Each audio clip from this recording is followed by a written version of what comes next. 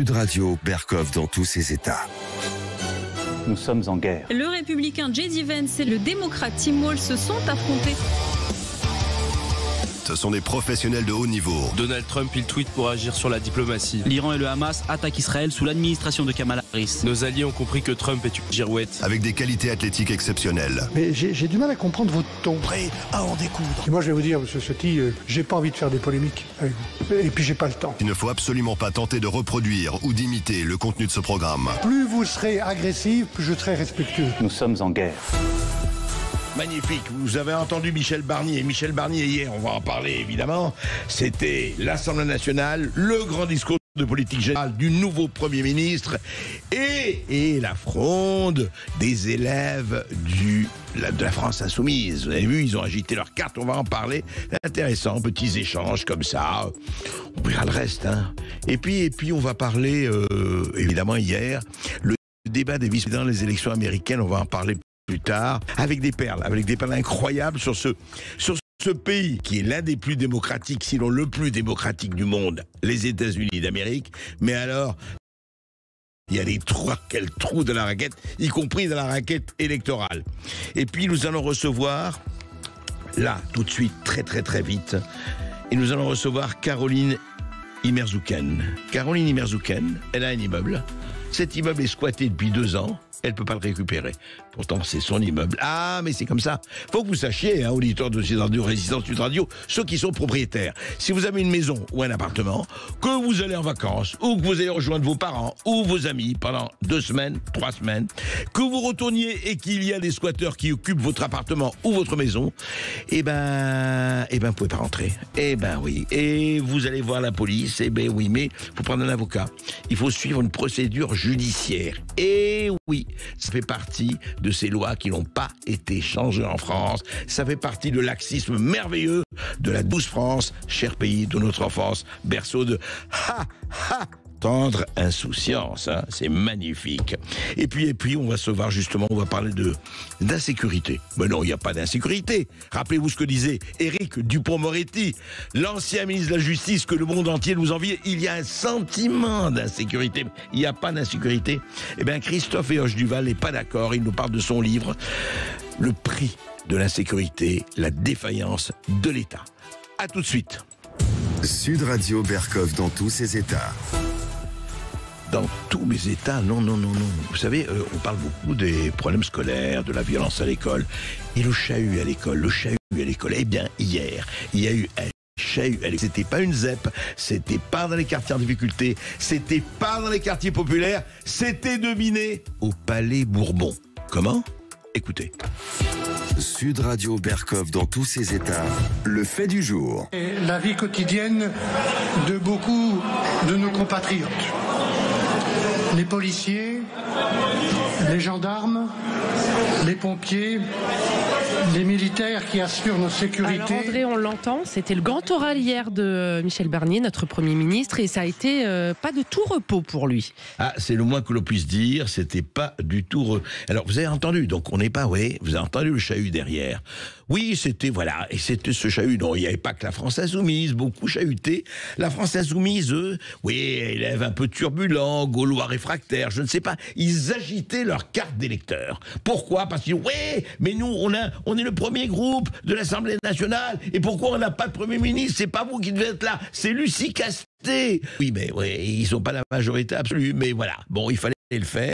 Et puis, il y a eu cet échange, et là, quand même, Michel Barnier... On peut l'aimer ou ne pas l'aimer, l'apprécier ou ne pas l'apprécier.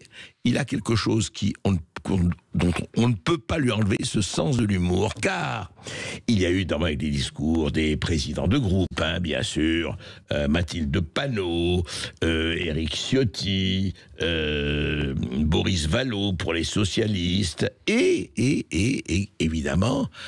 son prédécesseur, Gabriel Attal, qui dirige le mouvement Les Macronistes Renaissance. Et donc, Gabriel Attal s'est exprimé, et notamment, il a dit, voilà, nous, ce qu'on a fait, écoutez. Nous avons enfin vaincu le fléau du chômage de masse, et le taux de chômage est au plus bas depuis 25 ans. Le taux de chômage des jeunes au plus bas depuis 40 ans. L'industrie revient pour la première fois depuis des décennies. Il y a plus d'usines qui ouvrent que d'usines qui ferment dans notre pays. Plus d'emplois industriels qui sont créés que d'emplois industriels qui sont détruits. Les émissions de gaz à effet de serre baissent de 6% l'an dernier, 6 fois plus qu'avant 2017 dans notre pays. Et comme ça, tout va pour le mieux. Regardez ce qu'on a fait. Mais c'est vrai, c'est extraordinaire, cette litanie d'exploits qu'ont réalisé depuis 2017, d'abord les gouvernements d'Emmanuel Macron et ensuite Gabriel Attal. Mais c'est vrai qu'on se demande pourquoi les Français n'ont pas donné, une fois de plus, une majorité absolue au gouvernement d'Emmanuel Macron. Ils sont un peu vraiment, ils sont ingrats, hein, ces Français, franchement, avec tous ces triomphes. Regardez, le chômage a baissé, tout le monde le voit. L'industrie est revenue, tout le monde le voit. Le gaz à effet de serre, on le voit, bien sûr, et tout le reste, hein, ça a duré 1 heure. Et ensuite, alors c'est intéressant parce que Michel Barnier a répondu et notamment écoutez la réponse de Michel Barnier à l'ancien Premier ministre, hein, l'aîné au cadet. Écoutez. Je serai très attentif à vos propositions d'économies supplémentaires. Très attentif. Pour faire face à un déficit que j'ai trouvé en arrivant. Voilà. Alors là, vous savez, on n'a pas l'image, mais il faut que je vous écrive. Alors, donc Gabriel Attal avait donné ses conseils. Voilà, regardez tout ce qu'on a fait. Et j'espère, Monsieur Barnier, nouveau Premier ministre, vous allez suivre effectivement ce qu'on a fait, cette voie triomphale. Et Barnier répond. Barnier répond. D'abord, je suivrai vos instructions. Et là, applaudissements, y compris de Gabriel Attal qui applaudit. Et puis il ajoute, écoutez. Oui, pour combler un peu la dette abyssale, comme chacun sait, ça, il ne l'a pas prononcé, mais c'était ça que j'ai trouvé en arrivant. Et là, c'était très intéressant de voir Gabriel Attal qui applaudit et soudain cesse d'applaudir. C'était assez beau. Voilà, c'est l'Assemblée nationale en ses heures de gloire. Puis écoutez, on espère que ça va aller pour le mieux, parce que franchement, qui peut espérer, qui peut souhaiter la défaite et le fond, parce que c'est facile de souhaiter et c'est facile pour les ministères de la parole, pour le ministère de la parole de dire ça, mais voilà, essayons de voir ce qu'il va donner. En attendant, heureusement, au moins, il y a un peu d'humour. Que reste-t-il de notre humour ? Un peu de Michel Barnier, c'est pas si mal que ça. Et si vous voulez réagir à ce gouvernement qui vient de faire sa rentrée, à cette rentrée parlementaire plutôt, vous avez toujours un numéro de téléphone auquel vous pouvez appeler au 0826 300 300. Sud Radio. Les Français parlent au français. Les carottes sont cuites. Les carottes sont cuites. Sud Radio Berkov dans tous ses états. Vous avez un appartement ? Vous êtes propriétaire d'un immeuble, vous êtes propriétaire d'une maison, vous partez pendant un moment, pour des vacances ou autre, vous rentrez, les serrures ont été changées, vous pouvez plus rentrer chez vous. Il y a quoi ? Il y a des squatteurs. Des squatteurs, et on fait quoi ? On attend. On attend. On va en parler tout de suite. Sud Radio André Berkov. Berkov dans tous ses états, ça balance pas mal sur Sud Radio. Squatter, je me sens toujours venu d'ailleurs. 0826. Squatter.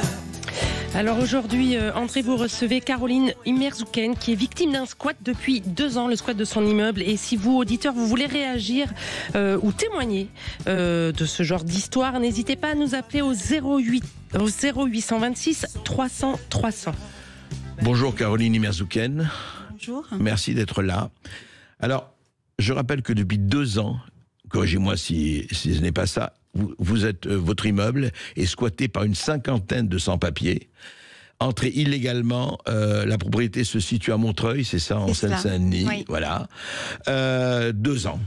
Alors, racontez-nous d'abord comment ça s'est passé. Bon, c'est pas un immeuble que vous habitez, vous louez des appartements, voilà, très bien. Mais comment ça s'est passé ? Qu'est-ce qui s'est passé ? Alors, c'est un immeuble qui normalement devait être vendu. Oui. Du coup, vous aviez mis en vente. Voilà, c'est ça. D'accord. Donc il devait être vendu.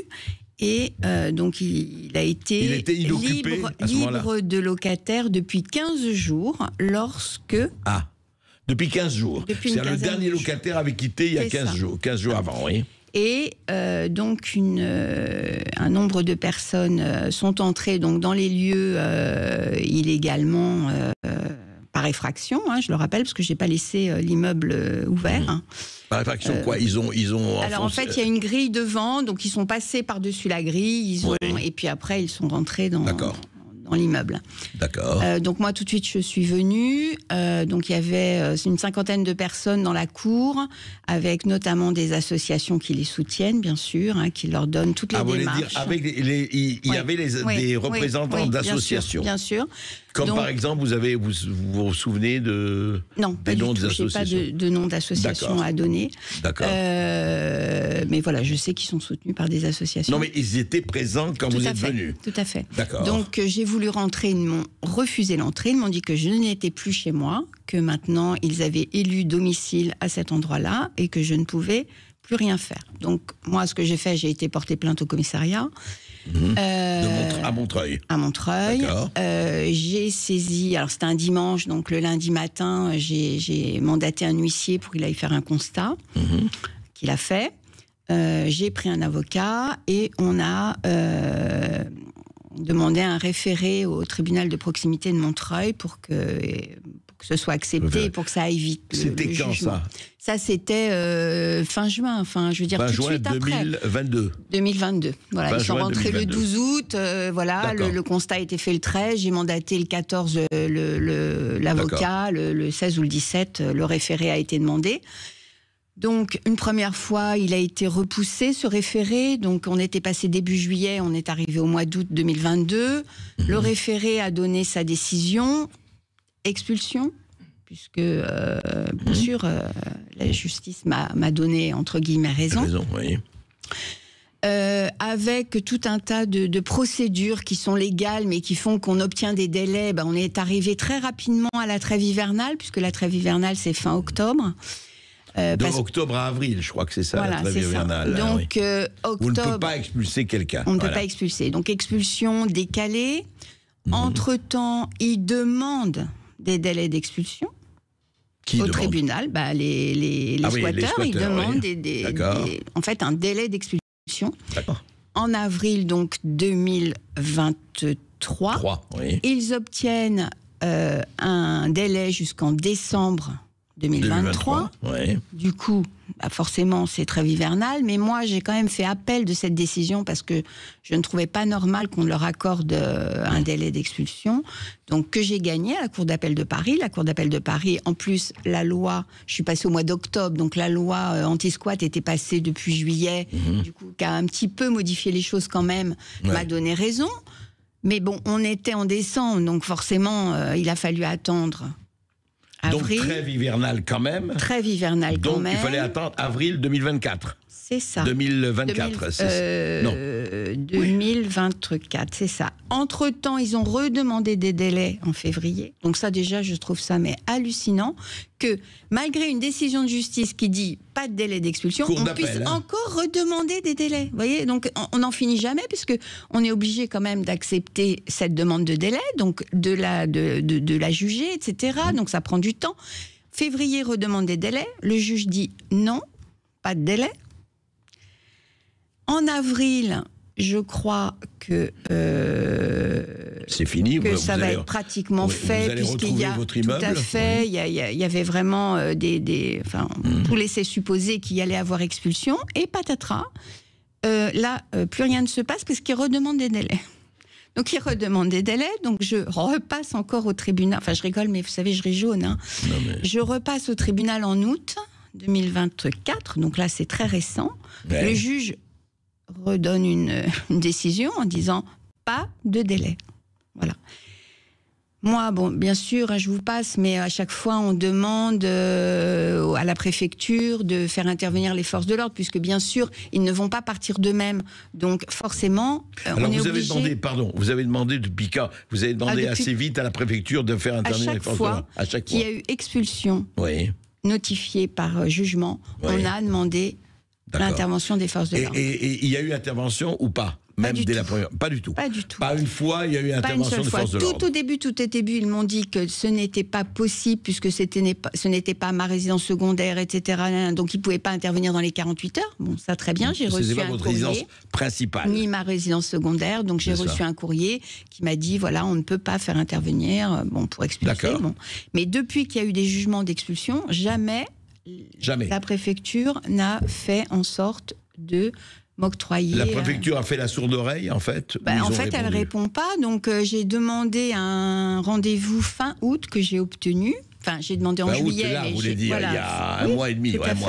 Donc, j'ai été reçue par quelqu'un du service du cabinet du préfet, qui m'a dit que il comprenait ma situation, mais que seul le préfet pouvait prendre cette décision, que là il y avait la fin des Jeux paralympiques, etc. Il y aurait rien, mais il y avait les Jeux olympiques, rien avant. Bien sûr, et là, je me retrouve encore sans rien, quoi. Enfin, je ne sais pas en fait si ils vont intervenir. Et là, qu'est-ce que je vois moi? Je vois que dans un mois. C'est de nouveau la trêve hivernale. Donc même s'il y a la nouvelle loi anti-squat, s'il n'est pas intervenu, si le préfet n'a pas déployé les forces de l'ordre pour libérer ce bâtiment avant la trêve hivernale, il ne va pas le faire après. Donc je me dis, là, je suis... en fait, j'ai des décisions de justice qui sont toujours en ma faveur. Donc la justice a fait son travail, je dirais. Ouais. Voilà, elle l'a fait... correctement. Attendez, Caroline Merzoukian, il y a quand même quelque chose, je sais pas. Moi, j'essaie de parler de bon sens, je suis pas avocat, je suis pas juge, etc. Vous non plus. Mais enfin, vous êtes au cœur de cette histoire. La trêve hivernale s'applique même si les gens sont en situation totalement illégale, jugée illégale. Non, il y a un problème là. Je vous explique. Elle s'applique normalement... elle ne s'applique pas à la trêve hivernale quand il y a voie de fait qui a été dit. Bon. La voie de fait, c'est quand on a pu constater que les gens sont rentrés par effraction. Oui. Moi, tout au début, en 2022, la voie de fait, elle n'a pas pu être retenue. Enfin, le juge ne l'a pas retenue parce que, en fait, moi, dans mon immeuble, il y a une cour et il y a un portail. Et ce portail, en fait, ils l'ont barricadé et l'huissier n'a pas pu rentrer dans la cour pour aller justifier que les serrures avaient été cassées, etc. Donc le juge a estimé que la voie de fait ne pouvait pas être retenue. Maintenant, avec la nouvelle loi anti-squat, donc la trêve hivernale, on ne peut pas expulser. Mais maintenant, avec la nouvelle loi anti-squat, la voie de fait est systématiquement retenue, puisqu'il y a eu plusieurs cas comme moi, certainement, et du coup, ils ont dit, maintenant, à partir du moment où des gens rentrent de façon illégale, on n'est plus obligé de constater qu'ils ont... Voilà, la voie de fait... Non, mais c'est pas clair du tout. Est-ce que le fait que des gens rentrent de façon illégale dans une cour, un appartement, est considéré comme voie de fait ou pas? Maintenant, oui. Depuis la loi, sauf que la loi, quand vous m'avez dit que la loi... Elle est en 2023. Voilà, donc pourquoi vous n'avez pas bénéficié de cela? Alors, depuis 2023, normalement, je devrais bénéficier de ça, mais je ne sais pas. Mais rien. Mais rien. Non, mais c'est ça qui est hallucinant dans votre histoire. Je veux dire, la loi a été votée même avant, enfin, voie de fait, c'est magnifique. C'est-à-dire qu'ils ne sont pas arrivés avec des ailes de janse, ils n'ont pas survolé le portail, ils sont rentrés. Je redis, je n'ai pas laissé le bâtiment ouvert à tout venant pour que tout le monde rentre dedans. Et personne, dites-moi, personne de chez vous, enfin, qui est, à part eux, et les associations, sont entrés dans l'immeuble? Personne. Je ne sais pas. Moi, en tous les cas, pas moi. Ouais. Et par exemple, vous ne savez pas si les serrures ont été changées, tout cela, rien du tout. Je ne sais pas, alors j'ai appris au mois d'août. Vous ne savez pas dans quel état est l'immeuble? J'ai appris au mois d'août, lors du dernier procès, là, au tribunal de Bobigny, parce ils ont fait plein d'articles dans des journaux, enfin bon, bref, ils ont mobilisé la presse, puisqu'ils ne sont pas d'accord à être expulsés, puisqu'ils estiment que... Mais ils estiment quoi alors? Ils estiment qu'eux, ils ont le droit au logement. Pardon? Ils ont un droit au logement, ce qui est vrai, mais si vous voulez, le droit au logement passe au-dessus de mon droit de propriété pour eux. Donc, ils ont le droit d'être là. Pardon, car on n'est pas seulement pour eux. Apparemment, en tout cas, écoutez, moi, si je vous écoute, en vous écoutant, pardon, le droit au logement passe après le droit de propriété. En tout cas, dans votre cas, c'est le cas. Oui, mais aujourd'hui, jusqu'à aujourd'hui. Pas dans les faits. Si, la preuve, vous ne pouvez pas rentrer chez vous. Oui, je veux dire, moi, si je regarde objectivement, si je regarde objectivement les faits, le droit au logement aujourd'hui, dans votre cas, mais je crois que vous n'êtes pas la seule, passe après le droit de propriété. C'est-à-dire que moi, j'arrive quelque part, je n'ai pas de logement, c'est effectivement le droit au logement, moi je suis tout à fait pour, très bien. J'entre chez quelqu'un, un appartement, rien pas, je m'installe, droit au logement. Parce que c'est ça que vous êtes en train de me dire. Oui, c'est ça. En fait, moi, ce que je comprends pas, c'est que la France laisse rentrer. Enfin bon, il y a des personnes qui sont sans papier qui rentrent en France. Bon, voilà. Que la France accepte de les garder. C'est comme ça. Mais que après. On nous substitue, nous, propriétaires, si vous voulez, à l'État qui doit leur fournir normalement un logement. Parce que là, en fait, ce qui se passe, c'est que la mairie me dit, madame, nous, on ne peut rien faire. La mairie de Montreuil, oui. La mairie de Montreuil. Pourquoi ils peuvent rien faire, vous disent-ils ? Alors, ils me disent qu'ils peuvent rien faire, que c'est à la préfecture de faire, mais je vous redis encore, quand j'ai été au tribunal au mois d'août, j'ai découvert tout un tas de documents pour soutenir donc ces personnes qui sont rentrées chez moi, donc sans droit ni titre, bien sûr. Et j'ai eu connaissance de courriers de la mairie, de politiques, enfin, etc., de tout un tas de gens, des professeurs du collège qui disent que les enfants doivent finir leur scolarité, enfin, etc., etc. Donc, bon, très bien. Mais je ne comprends pas pourquoi c'est à moi de loger ces personnes, si vous voulez. Pourquoi la mairie qui doit avoir des immeubles ne donne pas... La mairie me dit, ce n'est pas moi, et ce qui est vrai, c'est à la préfecture de faire en sorte de reloger ces personnes. Encore une fois, une chose est le droit du logement, une chose est les gens illégaux ou pas, ça se discute, d'avoir des logements ou pas, et que fait la politique de la France en matière d'immigration, c'est une chose, mais là, le droit de propriété, vous savez, c'est inscrit dans la Déclaration des droits de l'homme, c'est inscrit dans la Constitution. Ah oui, je sais bien. À partir du moment où vous êtes légalement propriétaire et qu'on prend votre, et qu'on occupe votre bien. Donc aujourd'hui, à l'heure où on parle, alors en plus, moi, dans mon squat, c'est un squat un peu, sensible parce qu'il y a des femmes et des enfants. À partir du moment où il y a des femmes et des enfants, Non, mais je comprends. Mais qu'il y ait une situation, ce que je ne comprends pas dans l'histoire, encore une fois, c'est pas un problème humanitaire. Qu'il faille les loger et il faille les enfants, très bien. Oui. Mais la mairie et la préfecture n'ont pas des espaces. Enfin, c'est leur problème, je veux dire. C'est ce que je dis depuis un petit moment maintenant, que ce n'est pas à moi de loger ces personnes. Oui. J'ai une question. Et là, justement, vous êtes la propriétaire, donc vous êtes responsable de cet immeuble. S'il y a un accident. J'ai découvert encore au mois d'août qu'ils ont monté un mur. Sans autorisation, bien sûr. Dans l'immeuble. Alors, je ne sais pas exactement où, mais ils ont monté un mur pour séparer les espaces. Donc, comme je dis, si le mur s'effondre, ou je ne sais pas, c'est moi qui irai en prison. C'est personne d'autre, puisque c'est moi la propriétaire. Donc, vraiment, je trouve qu'on marche sur la tête parce que moi, j'ai essayé de tout faire dans les règles, c'est-à-dire de respecter la loi, de saisir la justice. Voilà, la justice me donne raison. Et puis, au bout du compte, je suis toujours dans la même situation. C'est-à-dire qu'aujourd'hui, Caroline Immerzucken, vous ne savez toujours pas ce qui va advenir, vous n'êtes toujours pas rentré dans votre propriété, rien. Et que dit votre avocat ? Il dit on va continuer, on va obligé de continuer jusqu'à la prochaine trêve hivernale. C'est ça, donc voilà. Et la trêve hivernale, elle commence quand ? C'est dans un mois, là. C'est à partir du 1er novembre. Et il vous dit qu'il n'y a aucune possibilité avant la trêve hivernale de je n'ai recouvrer. rien, je n'ai pas de nouvelles, je n'ai rien. Malgré un rendez-vous fin septembre. Est-ce que vous avez est-ce qu'il n'y a pas, alors je pose la question peut-être naïvement, il y a des associations, et c'est très bien pour protéger ou pour les sans-papiers, pour les illégaux, il n'y a pas d'association. Alors je n'en ai pas trouvé. Vous avez essayé de... J'ai cherché un peu au début, mais franchement, j'ai rien trouvé. C'est très intéressant. Donc, non, je vous lis ça, auditeur Sud Radio. Je ne sais pas s'il y a l'association de propriétaires, je ne sais pas non plus. Mais enfin, c'est intéressant de voir quand même la situation de ce point de vue. Mais voilà, si vous voulez, à partir du moment où vous faites tout ce qui est en votre pouvoir pour essayer de récupérer... Vous faites confiance à la justice et aux lois de votre pays. Exactement. Exactement. Alors, je le redis, la justice, elle a fait son travail. Enfin, je veux dire, elle m'a donné raison.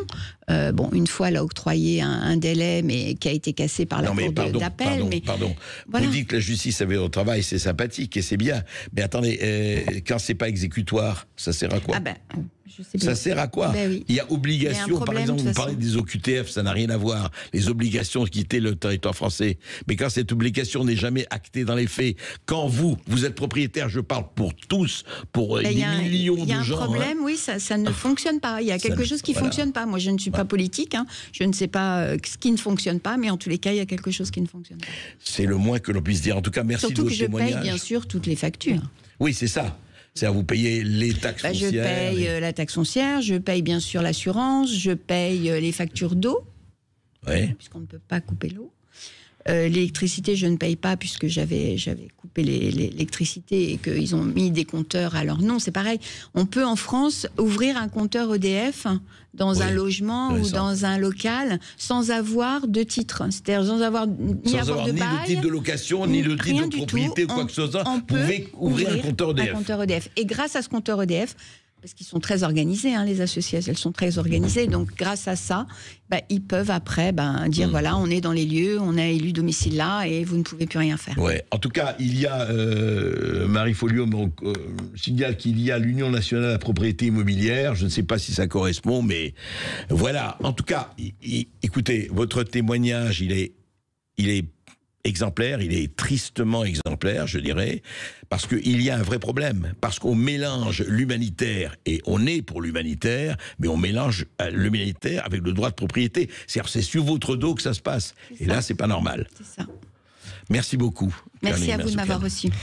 André Berkoff recevait aujourd'hui Caroline Imerzouken qui est victime d'un squat depuis 2 ans dans son immeuble. Si vous avez une réaction ou même une question, n'hésitez pas à nous appeler au 0826 300 300. André Berkoff revient tout de suite. Sud Radio.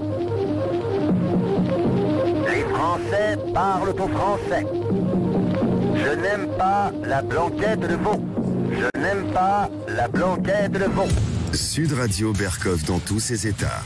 De retour dans Berkoff dans tous ses états et nous avons un auditeur qui tenait à réagir sur le témoignage que nous venons d'entendre sur un squat qui dure depuis 2 ans et c'est Yann de Mont-de-Marsan. Bonjour Yann. Bonjour Yann. Oui. Bonjour André, bonjour à tous. Oui, alors je sais que votre auditrice est partie. Oui. Et c'est bien malheureux parce que j'ai pas tout compris dans l'histoire. La question c'était est-ce qu'elle est squattée par un couple avec des enfants ou n'importe quoi? Non. Il y a une association qui la squatte. Non, alors je vais vous dire, non, parce qu'elle a parlé longuement, vous avez peut-être pas entendu le début de l'émission. En fait, il y a une 50aine de personnes qui se sont installées avec des associations qui étaient là. Mais ces associations sont identifiées, André. Oui, elle n'a pas voulu donner le nom des associations, mais... Enfin, donc je pense que c'est... Donc s'il y en a qui doivent payer, ce sont ces associations. Au bout d'un moment, c'est pas possible. Alors moi, je vous parle en tant qu'agent immobilier en plus. Oui. Je suis agent immobilier. Alors ça m'intéresse, oui. Oui. J'ai toujours la crainte, effectivement, quand on a des biens à la vente, qui sont des biens, du coup, vides, et sur lesquels on met des panneaux à la vente, qu'on ait ces associations qui viennent et qui rentrent dedans, en fait. Oui. C'est ce qui s'est passé, avec Caroline Imerzouken. Et en plus, c'est notre responsabilité à nous, pénale, dans ce cas-là. Et on est assuré, on a une responsabilité civile professionnelle. Mais enfin, on pourrait très bien être mis en cause dans ce cadre-là. Alors effectivement, c'est la question que je me posais. Mais si ce sont des associations, je ne comprends pas que son avocate ne fasse pas payer ces associations, puisqu'elles sont là pour aider, et puisqu'elles sont là, machin. Et ce sont souvent en plus des associations qui touchent des fonds de l'État. Écoutez, elle n'a pas voulu donner le nom des associations, mais je vous décris la chose, mais votre témoignage est très intéressant en tant qu'agent immobilier, Yann. En fait, elle est arrivée, il y a 50 personnes qui ont franchi le portail, enfin, bon, d'une façon. Et quand elle est arrivée, on lui a dit non, vous n'entrez pas. Voilà. Et vous n'entrez pas chez vous, et il y avait des représentants de ces associations. Voilà. Et donc vous dites, alors c'est intéressant, vous dites que les associations sont responsables. Pour moi, elles sont complètement responsables, dans la mesure où c'est elles qui sont là. Et en plus qu'elles publient sur les sites internet et compagnie, parce que, alors je veux pas faire de polémique sur la gauche, sur l'extrême gauche, et n'importe Non. quoi, mais en général, ce sont ce genre d'associations-là qui sont dans cette chose-là. Au bout d'un moment, il va falloir qu'ils payent. Il va bien falloir qu'il y ait un responsable parce que effectivement, cette dame qui a un bien qu'elle ne peut plus exploiter, qu'elle ne peut plus louer, qu'elle ne peut plus. Oui, elle voulait vendre. Elle l'avait mis à la vente. Elle l'avait mis à la vente. Voilà. Donc elle ne peut pas le vendre en l'état. Et en plus, quand elle va le récupérer, il y aura sûrement des frais, des dégradations qu'il va falloir qu'elle paye. Ouais. Donc au bout d'un moment, effectivement, il va falloir que notre ministre du logement, qui est resté le même, qui est le ministre de tutelle par rapport à ça, se penche sur ce dossier. Et au bout d'un moment, il va falloir que ces gens payent. Alors, je comprends bien qu'il y ait des gens qui ont besoin de logement. Je comprends bien qu'il y a un problème de logement. Et moi, je vais vous dire, j'ai un exemple terrible à Paris. Des étudiants qui cherchent des logements. Et je vais vous donner le cas d'un jeune qui vient d'être pris à la Sorbonne en Master 2, qui a été obligé de prendre un appartement à 950 € par mois pour 14 mètres carrés. Et où certaines agences immobilières demandaient 8 fois le montant du loyer pour le cautionnaire. Non pas en caution, mais en montant de salaire, 8 fois le montant du loyer, ce qui est complètement inadmissible. Donc je comprends bien qu'il y ait des agences immobilières qui fassent n'importe quoi, je comprends bien que les gens ont le droit de se loger, mais il y a aussi, pas sur le dos du propriétaire. Non mais attendez, ce qu'il y a eu juste... Non, il y a eu chose... Elle a eu 3 fois un tribunal qui lui a donné raison. 3 jugements pour elle. Voilà, 3 jugements pour elle. Mais aucune... la préfecture dit non, on ne peut pas intervenir. Non mais il y a ça le problème. Vous avez soulevé un vrai problème. Mais que la préfecture ne puisse pas envoyer les gendarmes, ou ne refuse ou pas, que personne ne bouge, et que ça fait 2 ans, et que voilà, c'est... Et on peut en arriver à des drames, parce que certaines personnes, au bout d'un moment, n'ayant plus confiance en la justice, vont se faire justice eux-mêmes, et après on va critiquer ceux qui vont se faire justice eux-mêmes. Et effectivement, c'est terrible. Enfin voilà, André. En tout cas, merci Anne. Non mais merci de vos éclaircissements. On va essayer de voir avec Caroline. Effectivement. J'aime beaucoup votre émission. Voilà. Merci. À bientôt. Sud Radio Berkov dans tous ses états. Les perles du jour.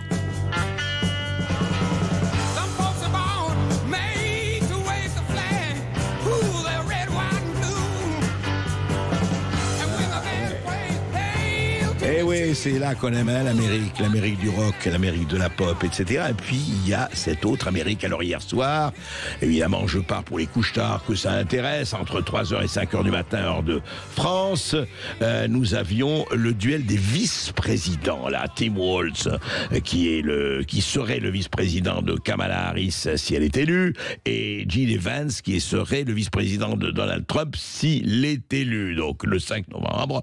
Alors, ça a été assez courtois, hein. Ils se sont pas échangés des horions, mais la plupart des éditorialistes américains, des commentateurs, même ceux qui sont pro-démocrates, ont trouvé que Vance l'avait emporté sur Valls. Mais donc bon, c'était je dirais un duel à fleur et moucheté, mais intéressant parce que Vance incontestablement avait je dirais des répliques et des faits quand même qui étaient plus forts. Mais moi, je voudrais parler de cette autre Amérique. Qu'on dit effectivement démocratique et tout, premier amendement magnifique et tout ça, formidable. Hein. Mais je vais vous dire, et ça concerne les élections, imaginez un peu. Quand est-ce qu'on demande et qu'on exige la carte d'identité aux États-Unis ? Et vous ne pouvez rien faire sans la carte d'identité, par exemple pour embarquer dans un avion, par exemple pour avoir une ordonnance médicale et autres, par exemple quand vous postulez un emploi, par exemple quand vous allez dans une banque pour déposer un chèque, on vous demande votre carte d'identité, bien sûr. Quand vous voulez des bons, effectivement, comment on appelle ça, des bons, vous savez, alimentaires, etc., Évidemment, quand vous allez conduire, on vous demande votre carte d'identité. Quand vous allez vous marier, évidemment, votre carte d'identité. Quand vous adoptez un chien ou un chat, il faut votre carte d'identité. Quand vous achetez de l'alcool, si vous êtes mineur, si on pense que vous êtes mineur, carte d'identité. Mais où votre carte d'identité n'est pas demandée, n'est pas exigée dans beaucoup d'États. Écoutez-moi bien, et j'espère que vous êtes assis, quand vous votez. Et oui, il y a une foultitude, je ne dis pas une majorité, mais une foultitude d'États américains où on ne vous demande même pas votre carte d'identité pour aller voter.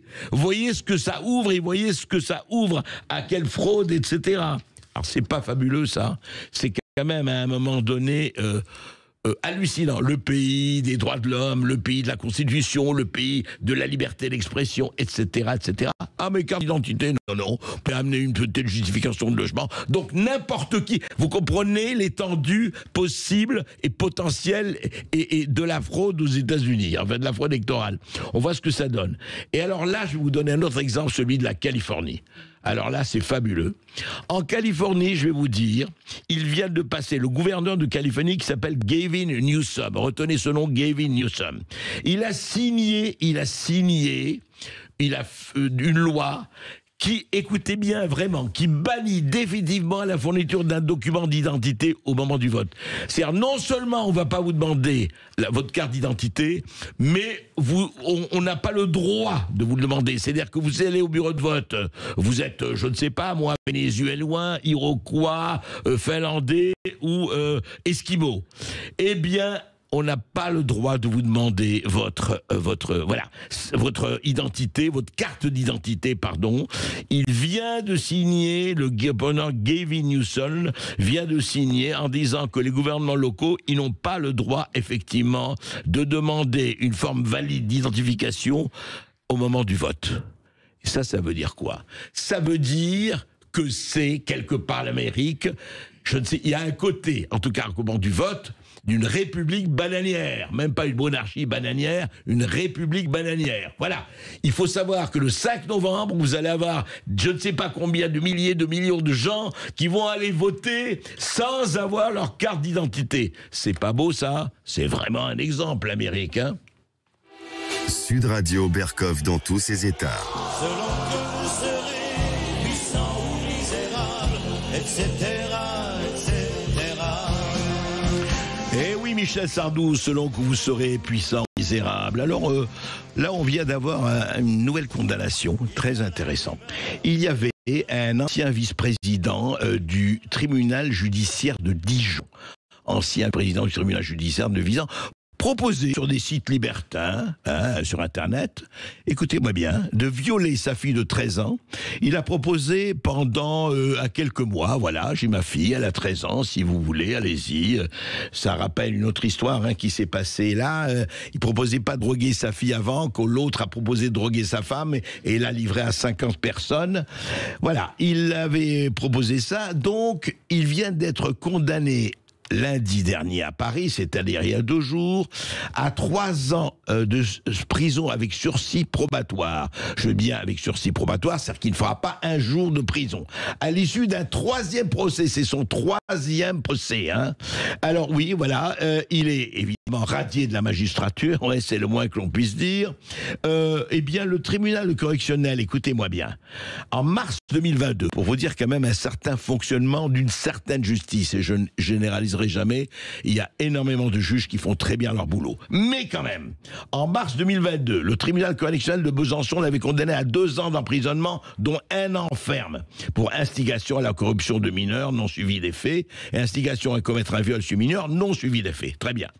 Quelques mois plus tard, la cour d'appel de Besançon l'avait reconnu coupable du premier chef, mais relaxé pour le second en raison d'un problème de qualification pénale. Voilà. Donc, ce père de 3 enfants avait vu sa peine ramenée à 2 ans de prison, avec sursis bien sûr, et là, aujourd'hui, magnifique, alléluia, 3 ans de prison. Ah là là, la justice vient faire. Ah oui, avec sursis. Donc, ce monsieur qui proposait sur un site internet, sur des sites internet, de violer sa fille de 13 ans, ne fera pas 1 jour de prison. Voilà. Tandis que à Caroline, Isa Mouken et puis beaucoup d'autres, quand on vole je ne sais pas quel truc dans un supermarché parce qu'on a faim, je ne sais pas si ça se passe de la même façon quand on ne connaît pas les réseaux et les gens. C'est pas beau? Liberté, égalité, fraternité, choucroute. Berkoff dans tous ses états revient juste après le journal pour le face-à-face. Et aujourd'hui, il reçoit Christophe Héroche-Duval, haut fonctionnaire et auteur du livre Le prix de l'insécurité, enquête sur une défaillance d'État aux éditions Erol. De retour dans Berkoff dans tous ses états, aujourd'hui dans le face-à-face, André Berkoff reçoit Christophe Héroche-Duval, haut fonctionnaire et auteur de Le prix de l'insécurité, enquête sur une défaillance d'État aux éditions Erol. Christophe Héroche-Duval, bonjour. Bonjour André Berkoff. Je remarque d'ailleurs que vous ne choisissez pas vos sujets par hasard. Je vous avais reçu pour l'inflation normative. C'était déjà effectivement les normes, et on sait que la France crève des normes. C'est-à-dire que tous les codes, tous les fascicules, ils étaient, allez, je schématise, je caricature, disons qu'il y a 40 ans c'était 100 ou 200 pages, maintenant c'est 3000 pages, et vous le racontiez de façon très claire. C'est 46,5 millions de mots Légifrance. C'est beaucoup plus encore que ce que vous dites. Ah oui, combien ? 46,5 millions de mots Légifrance. Mais alors, mots Légifrance, expliquez. C'est 2583 heures de lecture continue si vous faisiez la lecture de tout le droit applicable. Tous les livres de droit, voilà. C'est ça, tous les applicables. Applicables, oui, applicables c'est ça. En vigueur. C'est-à-dire, si je veux connaître les lois de mon pays, nul n'est censé ignorer la loi, je vous rassure. Hein. Oui, plutôt, je vous préviens. Oui, mais alors dites-moi, il faudrait combien de temps donc 2583 heures. Bah, c'est pas mal, c'est pas mal. Écoutez, on va demander vous avez le temps de prendre un congé sabbatique de Sud Radio et vous y lancez. Un congé payé, ça va m'occuper et puis ça va être passionnant. C'est mieux que Shakespeare et Voltaire. Le prix de l'insécurité, enquête sur une défaillance d'État, c'est votre nouveau livre, Christophe Héroche-Duval, donc chez Erol. Alors, c'est intéressant parce que vous parlez, effectivement, et on pourrait vous dire au départ, une première chose, vous parlez de sécurité, et Dieu sait si on parle de sécurité, et ce n'est pas seulement un sentiment d'insécurité, comme disait notre ancien ministre de la Justice, mais il y a quand même et vous en parlez très bien, des insécurités très diverses. Et justement, c'est ce qui est intéressant. Par exemple, vous parlez des accidents de la route, d'ailleurs c'est un accident de la route à quelqu'un où est parti quelqu'un qui vous était cher, enfin quelqu'un que vous connaissiez bien, qui a initié un peu peut-être l'idée de faire votre livre. Donc on sait, il y a les homicides routiers, il y a les accidents de la route, il y a les accidents du travail, il y a un certain nombre de gens qui fait que qu'on meurt alors qu'on ne devrait pas mourir à ce moment-là, et pour cette ronde, on était là, un mauvais moment. Bon. Et puis il y a effectivement les homicides, les féminicides, les meurtres, les crimes dont vous parlez, et vous citez Lola, et on pourrait citer un certain nombre d'autres gens. Vous avez cité le Mathias Crépol, Philippi, enfin beaucoup d'autres gens. Et au fond, vous parlez de ce prix de la vie. Et alors, je voudrais un peu que vous définissiez ça, vous le faites dans votre livre, mais vous dites, parce que comme ça, on pourrait vous dire, oui, mais écoutez, c'est vrai qu'il faut faire attention, mais la vie est un métier à risque, hein, et la vie est une maladie mortelle sexuellement transmissible, comme disait l'autre. Au fond, qu'est-ce qui fait que vous dites l'État doit légiférer et doit donner une mesure quantitative à cette perte de vie? D'abord, il le fait, mais à bas bruit, sans que les concitoyens le sachent. C'est-à-dire? Alors d'abord, merci de me poser cette question qui est essentielle, et c'est la seule et unique question de toute la problématique de la sécurité ou de l'insécurité. La vie n'a pas de prix, dit-on. Mais la vie n'est pas un loto. Le droit de vivre n'est pas un loto. Boule verte, off, je gagne ma chance de continuer à vivre. Boule rouge, pas de chance. Non. Les homicides, qu'ils soient volontaires ou involontaires, c'est pour ça que je les mets dans le même sac, ne sont pas une fatalité. André Berkoff, vous les mettez dans le même sac. Dans le même sac. André Berkoff, la direction de la sécurité routière, depuis un grand événement que vous connaissez, l'opération Mazamet, en 1973. Juste, excusez-moi, il faudrait que vous la racontiez, parce que je dois vous la raconter dans votre livre. J'étais petit garçon, devant mon écran de l'ORTF. Il y a une opération pour sensibiliser. On était à 18 000 tués sur la route. D'accord ? Et à ce moment-là, la direction de la sécurité routière dit on va faire prendre conscience aux Français que se faire tuer sur la route. 18 000 morts sur la route. 18 000 morts en 72. Georges Pompidou applaudit cette opération qui s'est faite sur RTF. Il n'y avait qu'une seule chaîne à l'époque. Et j'étais petit garçon, je m'en souviens. On fait jouer tous les habitants de Mazamet de se coucher en mimant les morts. Ça a été un choc psychologique. Ouais. Ah oui, on l'a vu sur l'image. Donc tous à partir de là, la direction de la sécurité routière a pu... C'est comme si Mazamet était rayé de la carte. C'était exactement le même nombre de morts en 1972 que le nombre d'habitants de Mazamet. D'accord. À partir de cet instant, cette direction a réussi à faire plier tous les autres ministères et le Parlement sur une politique zéro tolérance. Vous êtes d'accord avec moi qu'on nous fait appliquer la politique zéro tolérance sur la route? Il y a encore trop de tués, c'est un fait. Mais on combien aujourd'hui? Aujourd'hui, on est là, le chiffre comme ça, c'est 2500 environ tués sur la route. Oui, on peut dire, donc en 50 ans, on est passé de 18 000 à 2500. Ah ben, très exactement, puisque moi j'étudie les chiffres de 2010 à 2020. Ils ont baissé encore de 34% entre 2010 et 2020. Donc les efforts, quand on veut appliquer le zéro tolérance aux chauffards de la route, ça marche. À l'inverse, il n'y a pas de zéro tolérance, il n'y a pas cette politique affichée et appliquée pour ce qui est de la violence dite de droit commun. Voilà. Alors, donc c'est cette direction qui calcule le prix de la vie. Alors je raconte l'enquête, etc., comment elle y est arrivée. Pourquoi elle fait ça? Elle fait ça pour pouvoir faire prendre conscience à Bercy, quand elle négocie ses budgets, qu'un mort sur la route, c'est comme si la nation se privait. Je vais vous donner un scoop, puisque dans mon livre, je faisais que l'estimation de 2023. Je ne pouvais pas encore sortir le chiffre du prix de la vie de 2023. Je l'ai évalué à 6 455 000 euros. Et là, le rapport de la direction sécuritaire est sorti avant-hier. Oui, à chaque fois que vous m'invitez, il y a un scoop. Il est sorti, il est de 6 441 000 euros. Donc je m'étais trompé de... Quand vous dites, non, mais expliquez, quand vous dites le prix de la vie, donc c'est la sécurité routière, ça. Oui, absolument. Pourquoi? Comment on peut évaluer? Alors, écoutez, c'est évidemment très compliqué, mais les économistes savent déterminer, en quelque sorte, la sorte de valeur ajoutée de ce que représente chaque individu rapporté au PIB de son pays.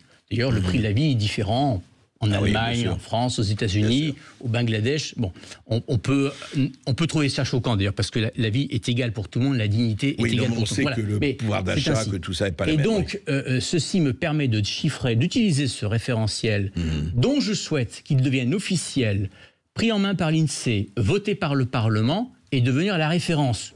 D'ailleurs, pas seulement la référence pour l'État, mais aussi peut-être la référence pour les assureurs. Parce que, croyez-moi, que les personnes victimes d'un homicide ne touchent pas 6 441 000 euros, vous le savez. La moyenne de ce que verse aujourd'hui le fonds d'indemnisation, c'est dans les 100 000 euros, et soyez contents. Donc, fonds d'indemnisation aux victimes, c'est ça, le fonds d'indemnisation aux victimes. Donc ce prix de la vie, on peut pas, il faut pas faire preuve d'hypocrisie ni de... Voilà. C'est évidemment, la vie n'a pas de prix, il faut le dire et le répéter, mais quand elle survient, c'est un grand sacrifice pour la nation. C'est pas la fatalité, non. La nation s'est privée, peut-être, voilà, Philippine, prenons son exemple, elle s'est privée peut-être demain d'une future professeure d'économie ou cadre supérieur dans l'industrie parce qu'elle était à Dauphine, elle s'est privée d'une contribuable, d'une cotisante, d'une maman, d'une grand-mère. C'est considérable comme perte, et c'est comme ça que les économistes... Oui, vous voulez dire en chiffres, c'est ça, en chiffres par rapport au PIB, par rapport à tout ça. Exactement, alors voilà, je renvoie à mon livre qui raconte comment de 90 à 2000, les économistes se sont penchés sur le sujet, pas seulement en France, mais aussi à l'étranger, bien sûr. Oui, mais juste un mot. Quand vous dites ça, par exemple, vous pouvez en comprendre, ça veut dire quoi dans les faits? C'est-à-dire, si vous dites, par exemple, quelqu'un est mort, on va parler aussi des homicides, etc. Et mettons 6 millions et quelques. Hein, ça veut dire que cette somme doit être remise à la famille, aux héritiers, ou vous voulez dire simplement c'est un manque à gagner? Alors, voilà, qu'est-ce que ça veut dire? Oui, il y a deux choses. Effectivement, d'abord, c'est un manque à gagner, c'est pour ça que je le chiffre. Quand il y a aujourd'hui, enfin en 2020, en tout cas c'est mes derniers chiffres, j'ai comptabilisé 3369 homicides, quelle que soit leur cause, volontaire ou involontaire, et donc vous avez cité les accidents de la route qui ont un pénalement responsable, ou les accidents au travail qui ont un pénalement responsable, ou un accident ou une mortalité liée par exemple à l'industrie agroalimentaire avec un pénalement responsable. 3369 personnes tuées, chiffre minimum. Parce qu'on peut, je ne sais pas si j'aurai le temps de dire, mais la statistique en France est tout à fait déplorable sur le domaine de l'insécurité.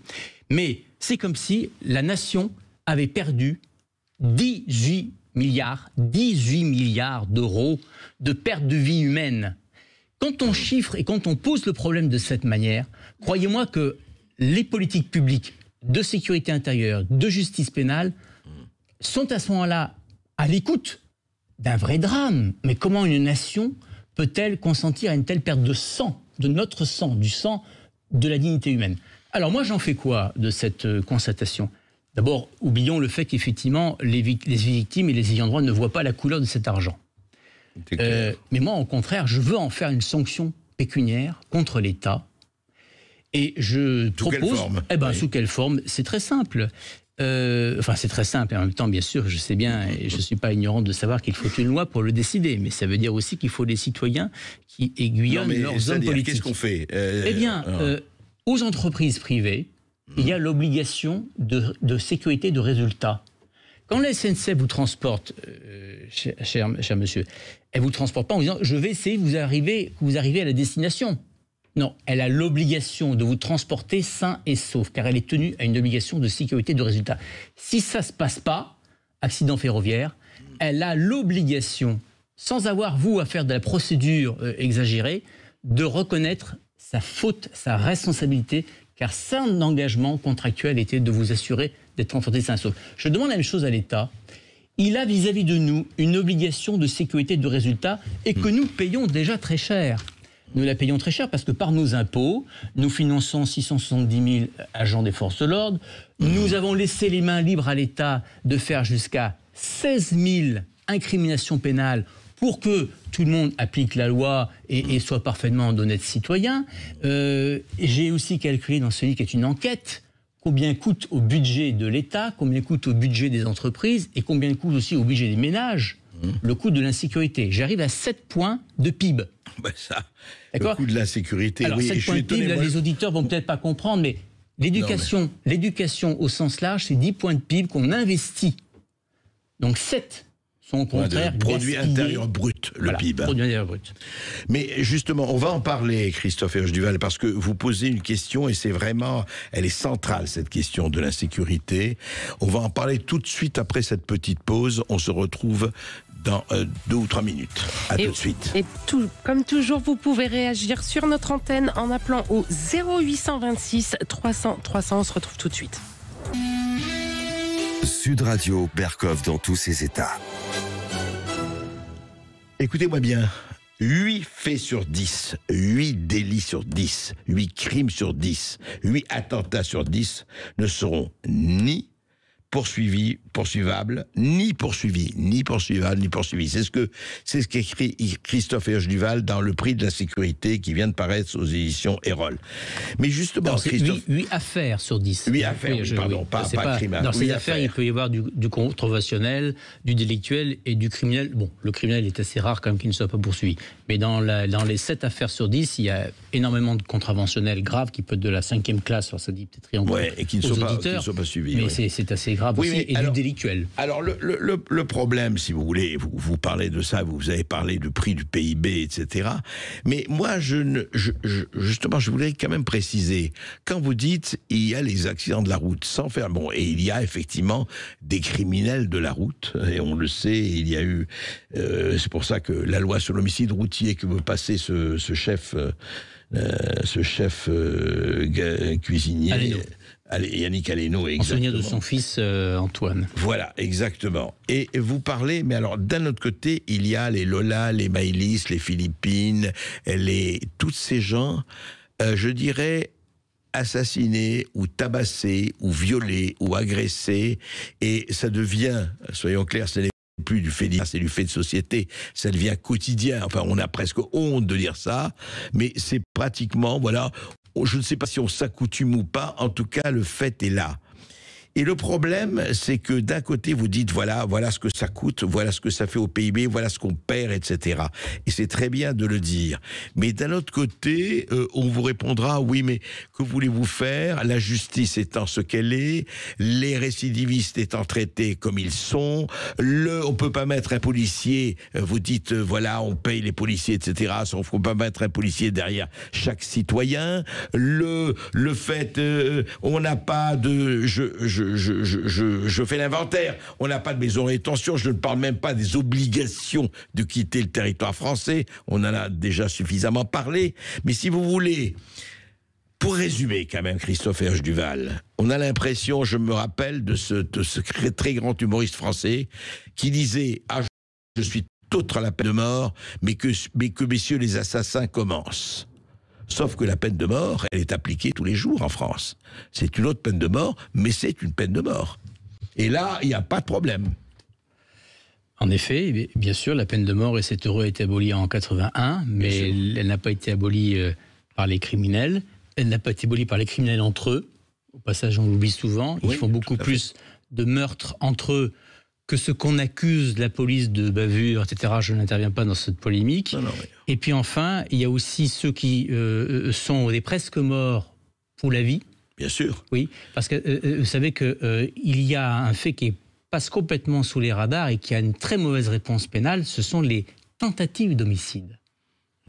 Qu'est-ce que c'est qu'une tentative d'homicide ? Qui traumatise à vie les gens. Mais oui, bien sûr. Cette médecin anesthésiste qui se gare au parking Wagram, oui, c'est pas très loin de nous, pour ceux qui habitent Paris. Voilà. Les homicides, les tentatives d'homicide, c'est jamais les autres. Ça peut être chacun d'entre nous. Ça peut être tout près de nous. Oui, elle se gare au parking Wagram, comme voilà, pour aller faire, je ne sais pas, aller voir un patient ou des courses, je n'en sais rien. Et elle est quasiment égorgée par quelqu'un qui, derrière, lui taillade la gorge. Elle ne doit sa vie, sa survie, qu'au SAMU, qui arrive plus vite que prévu, aux hospitaliers, il faut leur rendre grâce et honneur, qui interviennent à la sauver. Mais elle va rester avec des séquelles à vie. Et j'ai, dans mes statistiques, montré ce problème qui s'appelle la violence mortifère et qui s'aggrave. Il y avait 1,3 tentatives d'homicide en 2010. Ce chiffre est monté à 3 en 2020. Il traduit quoi ? En 10 ans. Et il traduit quoi ? Et tous les vrais spécialistes de la police le savent. Il traduit quoi ? Alors, les journalistes appellent ça l'ensauvagement. Je n'appelle pas ça l'ensauvagement. J'appelle ça le fait qu'une fraction de la délinquance aujourd'hui, pour elle, la vie n'a aucun prix. Si je cambriole et que si ça doit risquer de tuer celui que je cambriole, j'en ai rien à fiche. Voilà. Pourquoi ? Parce qu'on a dégradé d'abord la valeur de la vie humaine et que peut-être ils savent ou ils ne savent pas, ou ils ont le sentiment subliminal qu'ils ne seront pas sanctionnés à la hauteur de ce prise de risque. Très important. Voilà. Alors, le sentiment d'impunité. Le sentiment d'impunité.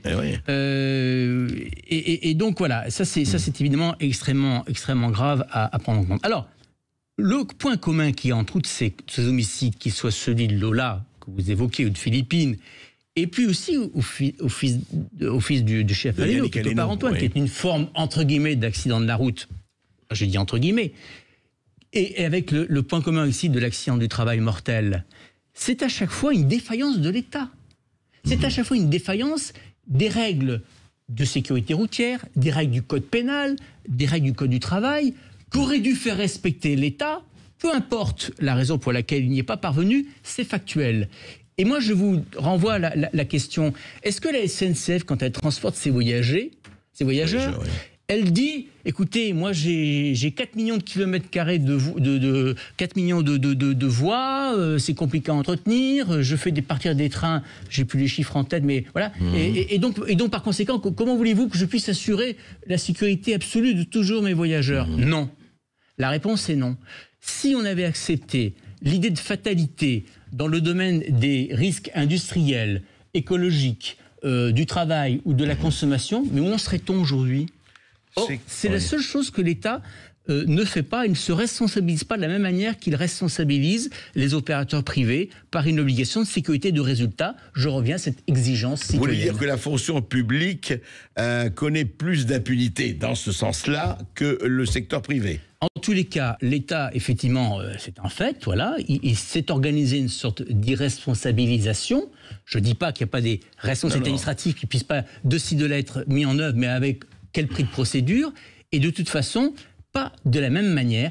Au fond, l'État n'est soumis pour la sécurité publique qu'une obligation de moyens. Voilà. Je fais ce que je peux. Et puis, s'il y a un homicide, eh ben, écoutez, j'ai fait ce que j'ai pu. C'est malheureux, c'est la fatalité. Non. Aucun homicide n'est une fatalité. Si on part de ce raisonnement, alors on revient à 18 000 morts sur la route. Alors justement, est-ce qu'il n'y a pas là, peut-être, à une différenciation que vous ne faites pas, mais que je vous pose la question, est-ce qu'il ne faut pas la faire ? Je m'explique.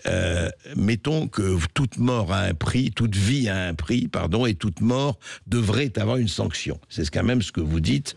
Et vous parlez de l'État. Alors vous dites enquête sur une défaillance de l'État. Mais est-ce que l'État, en l'occurrence, et vous le savez, ce n'est pas le cas et on est loin de compte, et ça n'a rien à voir avec la politique, la droite, la gauche ou autre, c'est que l'État, est-ce qu'il peut tout faire ou est-ce qu'il n'y a pas à ce moment-là, et ça renvoie à quelque chose qui n'est pas chiffré, qui s'appelle tout simplement une valeur, la volonté, le courage, l'autorité. Car s'il n'y a pas de politique globale, tout ça c'est très bien de dénoncer, et vous le faites, et c'est très utile, mais ça sert à quoi à partir du moment où, je donne des exemples, des gens sont sous obligation de quitter le territoire français, ils ne le font pas, des gens qui sont condamnés 3 fois, 5 fois, 10 fois, qui sortent et qui reviennent et qui tuent. Alors, je ne dis pas qu'il faut les enfermer pour l'éternité, je dis simplement, le problème est posé. Le problème est posé et tous les jours, rappelez-vous, il y a quelqu'un qui a écrit La France Orange Mécanique, Laurent Oberton, il y a 10-12 ans, ça a été un best-seller. Qu'est-ce qu'il a fait? Il a recueilli sur la totalité des petits journaux régionaux français de partout, les faits divers, enfin ce qu'on appelait faits divers, il y a 10 ans. Et c'est exactement ce que vous dénoncez. Donc le problème, c'est que comment on peut articuler ce que vous dites, c'est-à-dire, écoutez, l'État est responsable, d'accord, et l'État vous dit, alors je fais quoi? J'ai regardé mon budget, regardez les dettes, regardez toi, je fais quoi? Comment je réoriente? Il est là le problème. Tout à fait. En tous les cas, il n'y a aucune espèce de politique qui ne puisse fonctionner sans qu'elle soit aiguillonnée par une sanction. C'est-à-dire que la sanction de toute politique, qu'elle soit d'ailleurs celle d'un industriel qui a une politique de sécurité dans son usine pour qu'il n'y ait il y ait zéro, ou on tend à zéro accident du travail, il a l'aiguillon de se dire que si je commets un accident du travail, si j'ai pas pris toutes les précautions, bien sûr le risque zéro n'existe pas, mais si j'ai pas pris toutes les précautions, je serai sanctionné. Eh bien, c'est ce que je propose de transposer à l'État. Il n'y a pas l'équivalent de cette sanction de la responsabilité d'une politique publique que nous lui avons confiée. Elle n'existe pas. Et si on mettait en place, j'allais dire l'amende, oui, c'est presque une forme d'amende, qui serait appliquée à l'État en cas d'homicide, notamment pour criminalité, à toute victime, aux ayants droit de la victime en question, eh bien, croyez-moi que demain, Bercy demanderait des comptes à la place Beauvau et demanderait des comptes à la place Vendôme en leur disant « Ayez une politique efficace. Ayez une politique efficace pour faire réduire la courbe de ce que nous engageons comme dépenses pour indemniser, pour réparer, au titre de la solidarité nationale, les victimes d'homicide. » Vous dites il faut taper l'État au portefeuille. C'est un peu ça. Et l'État, c'est nous, justement. C'est moi aussi, d'ailleurs. C'est moi aussi, bien sûr. Je suis également concerné. Il faut taper, nous sommes totalement... L'État, c'est nous, le contribuable. Oui, mais l'efficacité, toutes les politiques de finances publiques prouvent que c'est à chaque fois la performance et l'amélioration de nos bons réflexes qui, même s'ils supposent un investissement, se récolteront par des gains. Et les gains, c'est 18 milliards perdus pour la nation. Si on les économise, rendez-vous compte, ce qu'on gagne comme... Ce n'est pas rien, c'est clair. On conserve une professeure d'économie philippine, peut-être demain une brillante docteure en économie. Qui sait? Qui sait? On va en parler tout de suite après cette petite pause, Christophe Herge-Duval, justement, comment faire et quels sont les moyens, et vous en donnez quelques-uns.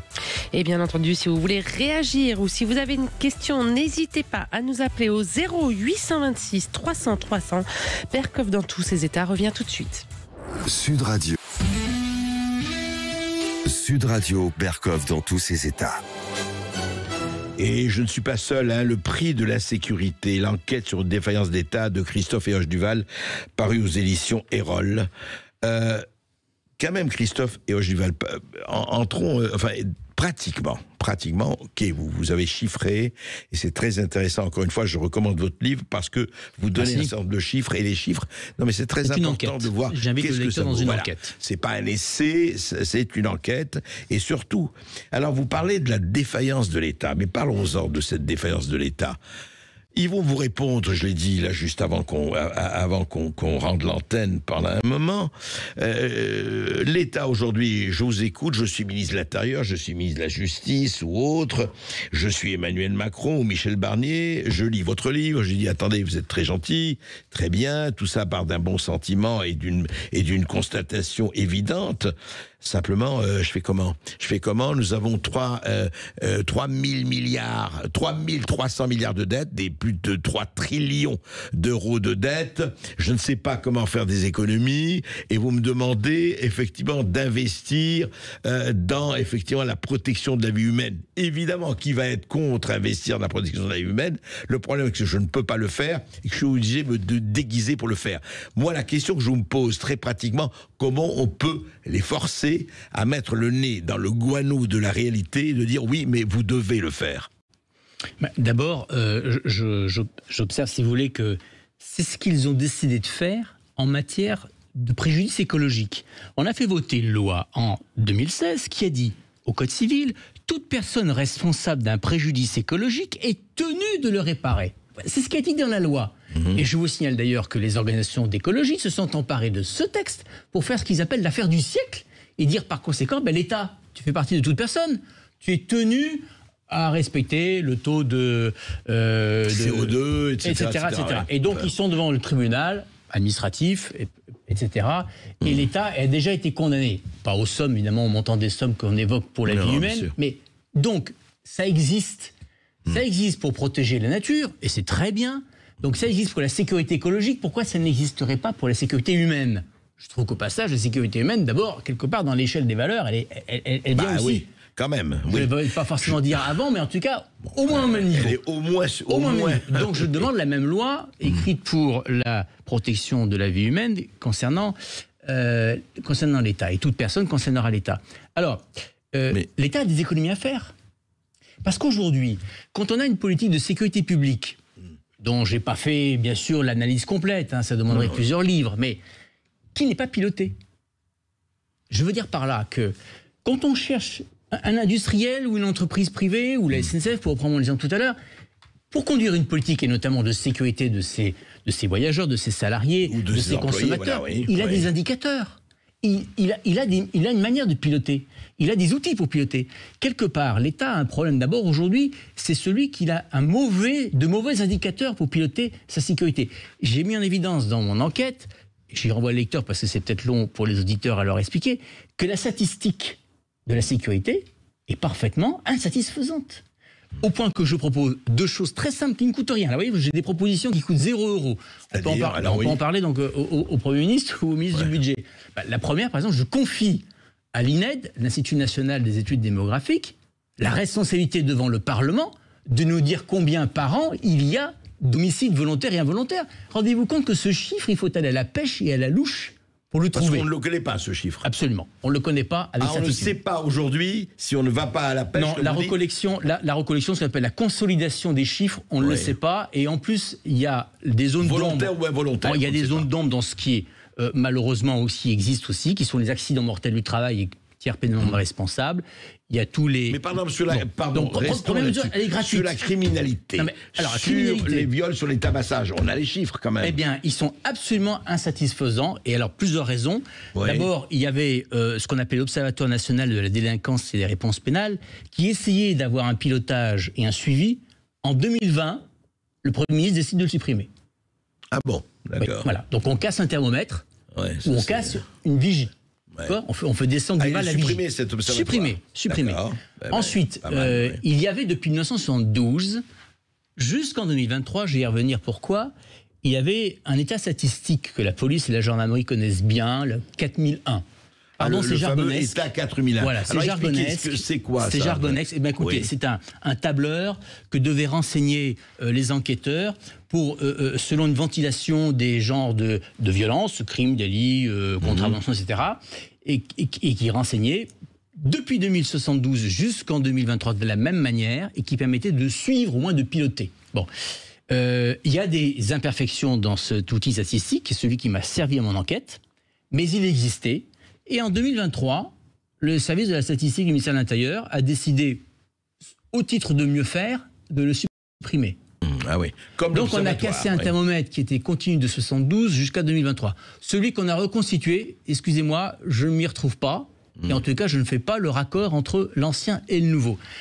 Et donc, là aussi, je propose quoi? Ça coûte quasiment rien à l'État. Créer une autorité publique indépendante, présidée par exemple par le procureur général de la Cour de cassation, pour faire quelque chose de vraiment impartial et vraiment indépendant, qui sera chargé... Il ferait quoi? Oui. Eh bien, de collectionner toute la statistique de criminalité et de délinquance pour pouvoir, là encore, en rendre compte au Parlement tous les ans et dire voilà le vrai chiffre. Sans indicateur, comment voulez-vous qu'un ministre garde des Sceaux, qu'un ministre de l'Intérieur, réellement voit la courbe devant lui et décide si, ce mois-ci elle baisse, ce mois-ci elle remonte, ce mois-ci j'ai réussi à la faire descendre. Mais alors, Christophe Duval, ils ne la connaissent pas? Vous voulez dire qu'aujourd'hui, le ministre de l'Intérieur, le ministre de la Justice ne connaît pas les chiffres de la délinquance? Ils en connaissent. Ils ont celles qui éventuellement qui leur sont données par leur service ou autre. Je ne peux pas vous répondre à toutes ces questions. Bien sûr que je ne dis pas qu'ils en connaissent. Mais les citoyens, eux, ne les connaissent pas. Et si moi, ce livre m'a demandé 1 an pour les chercher, ça veut dire que si moi, à mon niveau, j'ai mis 1 an pour essayer de trouver des chiffres et dire en plus qu'ils sont minimum, ça veut dire que le citoyen de la rue, voilà, il est un peu enfumé, et ou en tout cas il se perd dans la fumée. Et cette fumée, elle n'est pas bien, parce que le contrôle démocratique, c'est celui qui est le plus important. Notre Parlement n'est pas saisi de ces chiffres. Voilà. Oui, c'est ça. C'est-à-dire que c'est ça. Je crois que la chose la plus importante, c'est que eux, moi je crois que les ministères savent plutôt bien, mais le Parlement, nos représentants, et nous, a fortiori, nous ne les connaissons pas. Mais alors justement, je voudrais revenir à... Alors, au-delà des chiffres, il y a quand même, vous parlez vous-même, il y a l'autorité. Vous parlez beaucoup de tolérance zéro, ce qui n'est pas d'ailleurs une mauvaise chose. Mais comment appliquer la tolérance zéro, justement? Vous savez très bien les ravages du narcotrafic, vous savez très bien combien rapporte le trafic de drogue, mais il n'y a pas que ça, hein. Les ravages d'un certain nombre de faits dits de société qui fait que la France, l'ensauvagement, beaucoup n'aiment pas cette expression, mais hélas, elle est vraie, elle est factuelle. Comment il se fait que, justement, on revient à ça, il y a ce constat, et encore, on fait très mal le constat, vous dites, on l'enfume, on le cache, et au-delà de ça, à chaque fois, vous avez vu, à chaque fois qu'il y a un accident, chaque fois qu'il y a une mort, chaque fois qu'il y a des obsèques, on fait les marches blanches, et on a les fleurs, les chansons, etc., les discours très dignes et tout. Et au-delà de ça, pourquoi la patate chaude, depuis des décennies, reste transmise d'irresponsabilité en irresponsabilité? Christophe Duval, il est là le problème. Oui, alors, bon, d'abord, la compassion, c'est extrêmement important, que ce soit les marches blanches, et j'y adhère totalement. Et là, récemment, le ministre de l'Intérieur, Bruno Retailleau, est allé voir la famille de la petite Philippine. C'est un geste très humain et très humanitaire, sûr, et c'est pas souvent, hein, attention, que ce soit produit. La politique... Mais au-delà de ça... Alors, tolérance zéro, venons-y. D'abord, c'est exactement la politique que mène la direction de la sécurité routière, encore une fois, dont je prends modèle et prends exemple, et je les salue. Depuis 1972, c'est Pompidou qui a décidé ça, c'était relancé en 2002 par Jacques Chirac, et c'est leur leitmotiv. Politique de tolérance zéro ne veut pas dire risque zéro. On n'est pas quand même bien d'accord, mais on ne parle pas de risque zéro. Non mais pardon, moi la question pour dire par là qu'on sait bien qu'il y aura toujours des tués sur la route, par exemple, mais on se donne des moyens qu'il y en ait le moins possible. On se donne les moyens comment? On met un ceinture de sécurité, on élève les normes de la sécurité routière, on met des policiers sur la route, etc. Bref, on y met le paquet. Je vais vous donner un exemple concret de ce que peut être la politique de tolérance zéro. Les chercheurs, dans quelques années, vont étudier avec intérêt ce qui s'est passé pendant les JO. Oui. Et effectivement, déjà, on commence à sortir des données qui montrent que là, on a eu la volonté de politique tolérance zéro. Oui, parce qu'on a mis tous les policiers de France et de Navarre, etc. La France devenait la vitrine du monde. Il y avait un risque très très élevé. Vigipirate rouge. Ça a recommencé comme avant. Qu'est-ce qu'on a fait pour obtenir cette politique de tolérance zéro? Gérard Darmanin, il a mis le paquet. Il a fait monter 40 000 policiers et gendarmes. Il y avait 90 000 policiers. Et donc, à ce moment-là, on a saturé l'espace. Alors, c'est pas forcément à faire tous les jours. En tout cas, le fait est, l'exemple concret, on a appliqué la tolérance zéro, la délinquance a fait profil bas et elle s'est dégagée, ou elle était moins nombreuse, moins attirée à pouvoir faire des actes graves, y compris d'ailleurs d'actes terroristes. Donc c'est ça la politique tolérance zéro. C'est l'État qui met les paquets, qui s'en donne les moyens et qui aboutit des résultats. Voilà. Tolérance zéro. Pardon, on l'a saupoudré. Attendez, vous savez très bien que c'est une parenthèse enchantée. Oui, peut-être. Donc ce n'est pas c'est un comme ça. contre-exemple quand même intéressant. Oui, mais pardon, moi ça m'intéresse, c'est très intéressant que vous avez rappelé le code de la route. Et vous avez rappelé une année 72. Nous sommes 52 ans plus tard. Comment ça se fait qu'il n'y a que dans le code de la route et dans les activités routières que cette tolérance zéro est appliquée et absolument pas ailleurs? Alors, je vous pose la question. D'ailleurs, c'est la courbe, la courbe est page 191 de mon livre et c'est fulgurant cette chute. Donc, allez-y, lisez-la. Écoutez, en tout cas, rien que sur le segment 2010-2020, moins 34% de tués sur la route. Dans la même période, plus 114% de violences mortifères. Alors, combien? Attendez, c'est intéressant. Rappelez, je l'ai là. Oui. Évolution comparée de la mortalité et la circonstance routière entre 1952 et 2021. Alors là, c'est le graphique est dans mon livre. Je n'ai plus, je n'ai pas en pourcentage, mais rien que sur le segment 2010, moins 34% de tués sur la route, et dans le même temps, pardon, mais on laisse filer, ou en tout cas on ne contrôle pas de laisser filer la violence mortifère, elle augmente de 114%.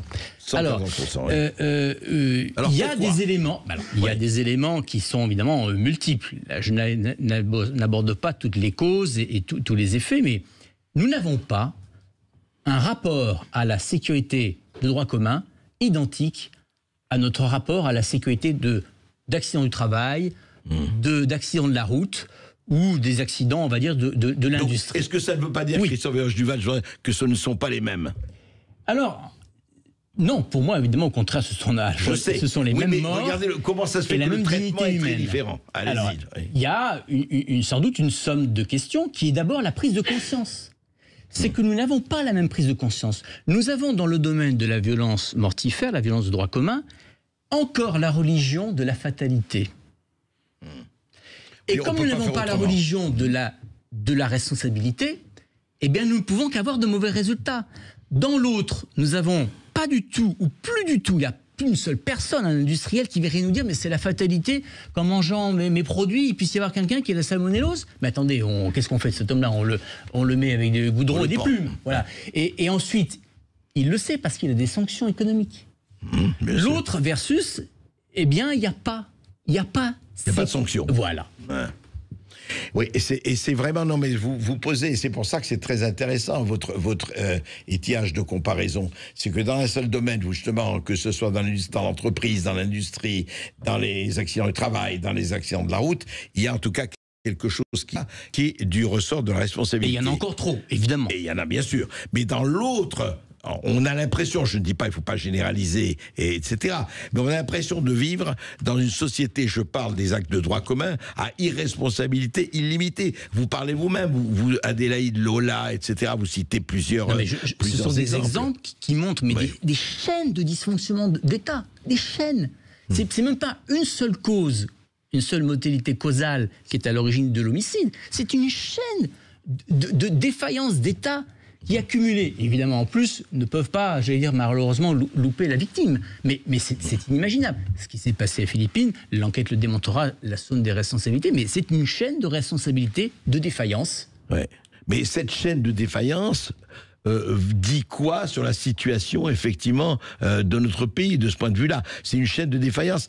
Vous dites, enfin, est-ce qu'on peut dire dysfonctionnement? Et la question que je vais vous poser, est-ce que tout ça, vous avez donné des exemples, d'ailleurs, où ça ne coûte pas très cher, vous reparliez de refaire un certain nombre d'organismes qui renseignent les représentants et le peuple. Qu'est-ce qu'on peut faire contre ces défaillances? À votre avis, je ne demande pas des solutions miracles, mais qu'est-ce qu'on peut faire? Alors, moi, d'abord, je ne fais pas de politique, comme vous le devinez. Je fais partie que d'un seul parti, qui est le parti PER, de l'efficacité en résultat. Et je dis simplement que quand on fixe l'objectif de la baisse de la courbe de la mortalité mortifère avec une sanction assortie, eh bien, je laisse mes concitoyens, en qui j'ai toute confiance, se choisir des politiques sécuritaires de gauche, sécuritaires de droite, sécuritaires du centre, sécuritaires de ce qu'ils ont envie, peu importe. C'est pas la couleur politique qui compte, c'est le résultat. Est-ce qu'un chef d'entreprise, il est de gauche, de droite, du centre ou d'ailleurs, pour dire je fais moins d'accidents du travail dans mon entreprise? Mais vous savez, la grosse différence, juste un mot, je ne sais pas si nous sommes... nous allons faire une petite pause, et puis nous allons reprendre tout de suite après. Et un numéro de téléphone pour nous appeler si vous avez une question C'est le 0826 300 300. André Berkoff et son invité revient tout de suite. Sud Radio, Berkoff dans tous ses états. Et oui, le prix de l'insécurité, Christophe et Duval. Justement, on parlait de tout cela et vous parlez de ce qu'il faut faire et on parlait des sanctions et on parlait de tolérance zéro. Mais je voudrais revenir aux chiffres parce qu'encore une fois, les chiffres, c'est très important. C'est pas, faut pas se dire, ah là là, c'est que des chiffres. Au contraire, votre livre d'abord, ce n'est pas que des chiffres. Et c'est très important de rappeler parce que les chiffres, ce sont les faits. Hein. On va pas, c'est pas de l'idéologie. L'exécution des peines en France, où on en est? Quel est le tableau? D'abord, moi, je rends hommage d'abord aux juges et aux policiers. Ils font un travail très difficile les uns les autres et avec des moyens qui ne sont pas à la hauteur de leur enjeu. Ça, c'est le premier point. Mais il y a une question d'efficacité du service public de la justice que devraient attendre nos concitoyens et qui n'est pas au rendez-vous. Sachez par exemple que les condamnations fermes. Alors, quand on dit condamnation ferme, il faut savoir que dans la jurisprudence pénale, c'est du sérieux, hein. C'est comment ça, du sérieux? Qu'est-ce que vous appelez condamnation ferme? Pourquoi c'est du sérieux? Parce que généralement, sinon, ce sont des peines avec sursis qui sont infligées. Oui, personne ne va en prison. Et jusqu'à 2 ans de condamnation ferme, la loi Dati, Rachida Dati, le convertit aussitôt en mesure alternative. Donc quand un juge... C'est automatique. C'est-à-dire, pardon, pour plus bien comprendre, parce que si j'écope de 2 ans de prison ferme, c'est automatiquement alternatif. C'est une mesure alternative, et bracelet, etc. Il va y avoir... Je ferai des travaux d'intérêt général. Il y a pu y avoir de la prison préventive si vous êtes, voilà. Mais sinon, c'est automatique et voilà. D'accord. Alors ensuite, les personnes qui effectivement en France font l'objet de condamnation ferme à plus de 3 ans, donc je vous dis c'est du très grave, du très lourd. Eh bien, c'est l'annuaire statistique du ministère de la Justice qui le révèle. Je ne peux rien inventer. Savez-vous que au bout de 2 ans, il y a encore 16% des condamnations à plus de 3 ans ferme qui ne sont pas exécutées. 16% ne sont pas exécutés. Et au bout de 5 ans, la statistique donne encore 8%. Après 5 ans, on ne sait plus. Les gens sont perdus dans la nature. Sans doute, la statistique les a complètement perdus. Ça veut dire qu'effectivement, on a là un mauvais résultat, indéniable, gravissime en soi, parce que d'abord, la justice rendue au nom du peuple français n'est pas exécutée. Bien sûr. Qu'on n'a pas les moyens, qu'on ne se donne pas les moyens, ou qu'on multiplie les artifices procéduraux pour faire que la personne s'échappe, elle restera dans la nature, alors qu'elle est une personne potentiellement très dangereuse. Très dangereuse, oui. Très dangereuse. Quelqu'un qu'on est à 5 ans de prison ferme, je peux vous dire que derrière, il y a du viol. C'est viol, c'est meurtre. Oui, c'est ça, c'est viol avec peut-être quelques actes de barbarisme, etc. Enfin, c'est 5 ans ferme aujourd'hui, voilà, mais je ne serais pas démenti que c'est du très lourd. Voilà. Non pas parce que les juges sont laxistes, et donc mais vous parce dites que 16% ne sont pas exécutés. Oui, il n'y a que 43% des condamnations qui sont exécutées immédiatement. Les autres, il faut attendre. Il faut attendre, voilà. Il faut attendre et en attendant, est-ce qu'il y a une entreprise en France qui pourrait se permettre d'avoir de tels résultats?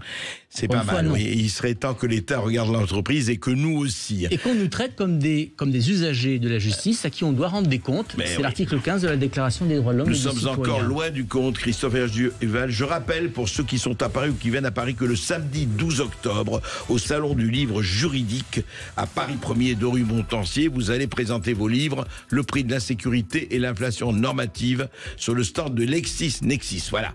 C'est au Conseil constitutionnel qu'a lieu ce salon juridique et j'accueillerai les auditeurs de Sud Radio qui sont parisiens ou de passage et avec plaisir et joie. Voilà. Et rendez-vous compte, la justice est la ligne juste.